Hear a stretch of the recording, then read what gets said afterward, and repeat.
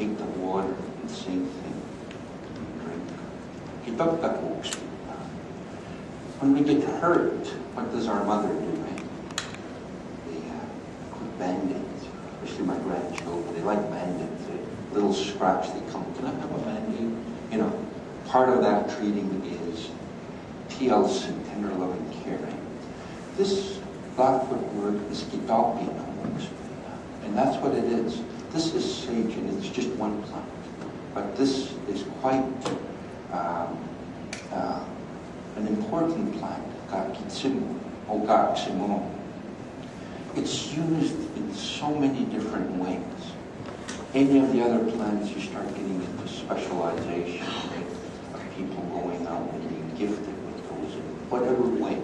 Each way is so different. But this is one that we use for cleansing. And then people with diabetes have used this. And so that's what it is.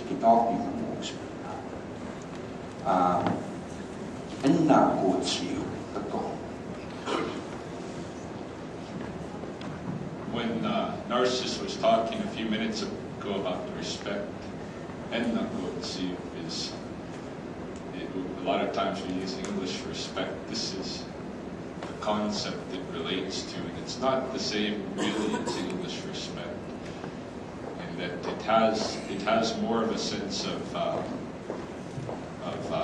conserving that relationship, making sure that it's renewed. A lot of times I use an example in our Ghana studies classes of a water barrel, drinking water, where if you just had a water barrel to rely on for your drinking water, how would you treat that water barrel?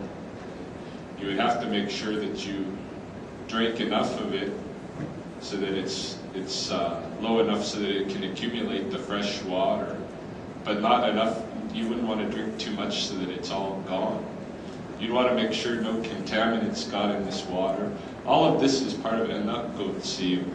And this picture was taken, Narcissus and I went on a walk with the superintendent of Waterton Park, who you see here with Narcissus, and one of the biologists. And we were there because at Waterton they want to reintroduce the bison. They want to bring in 400 head of bison to start a reintroduction. And what they were showing us was this grasslands that it used to go way up into those hills you see behind there. It used to be all grasslands, and the bison would go there. But because the park service was worried about forest fires and such, they always made sure to keep fires out of the area. And so as a result, aspen forests have been growing up and more or less taking over big sections of what used to be the grasslands. And so this was last summer, they took us out and we climbed up to the top of that peak you see behind there to get kind of a bird's eye view of that whole area and the different aspen growth. And they've started a controlled burning project, and one of the first times they called on us was to ask us how did Blackfeet people used to burn, used to do controlled burning, because we want to take care of this aspen, prepare this for reintroduction of the bison. They were showing us pictures from 50 years ago where you see these vast expanses of grasslands, and then they'd show side by side with pictures today, and you'd see all of these aspens. And that's what we saw this day going up there. And on our way up, this was toward the end of summer, and one of the things that I need to do each year is I need about 7 omahkats, these the big turnip, the big roots, and they grow up on the sides of these mountains. This is the winter smudge for the beaver bundle. And so on the way up, I thought, well, you know, I come here to get those anyway. Normally I sneak them and this and that, but as we're going up, if any present themselves, then I'll just gather them while we're going up. So we walked up the side of that mountain.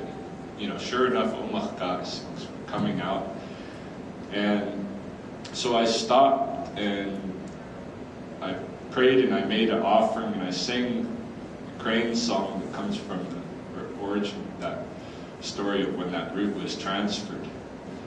And I picked that route, and as we went up, I've got all the 7 that I needed for the 7 winter moons. And we got to the top and we stopped to have lunch, and Rod, the superintendent, over lunch, he told me, well, I don't mind you digging up those routes, but you should really get a permit beforehand. So it's no big deal, just come to my office and we'll give you a permit. So I told him, well, I've already got a permit.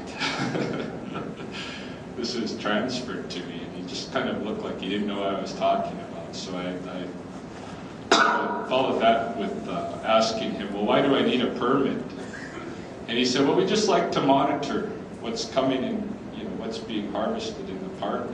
We don't mind you gathering things here, but we'd like to monitor it. And I said, well, why do you want to monitor me?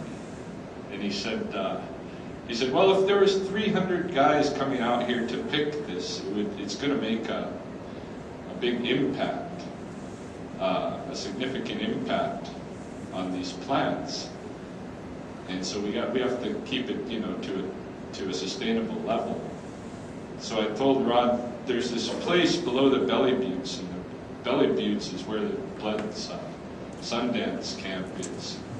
There's a place below there that's a really famous place for every year. There's lots of berries, even in the years when there's not that many Saskatoons.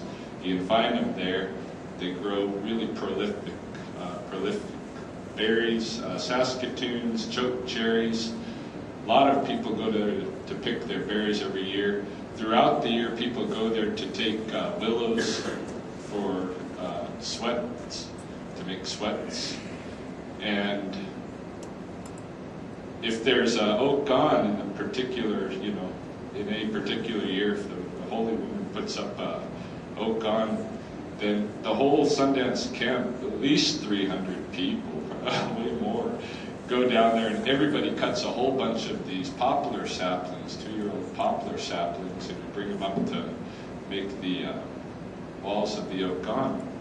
I told him, you know, this is a high impact area, right? This is used all the time, and it's used a lot. And every single, you know, year, this place produces the most of these different plants. You know, my suspicion is that we have a relationship with these plants, and that they need us to be picking them as much as, you know, we need to be picking them. And I told him, you know, these roots that I've gathered, I can feel it, I can sense it, that they're glad that I've gathered them. I told him, probably now you're going to get more here next year. And he said, well, I don't, you know, disagree with you. Our conservation ethics, we don't know everything. We see we're here today looking at this aspens, the forests that are here as a result of our conservation efforts against fire. Now we got to figure out how to reverse that. And he said, the snow geese, we put laws out to stop killing snow geese, and now we have an overpopulation of snow geese. So our conservationists don't know everything, and I don't disagree with you. This might be the best thing, but you should still get a permit. Just onto that, what they did at that control burn was grasses that they haven't seen in 100 years came up. And the elk, the very next day, were on that bird park.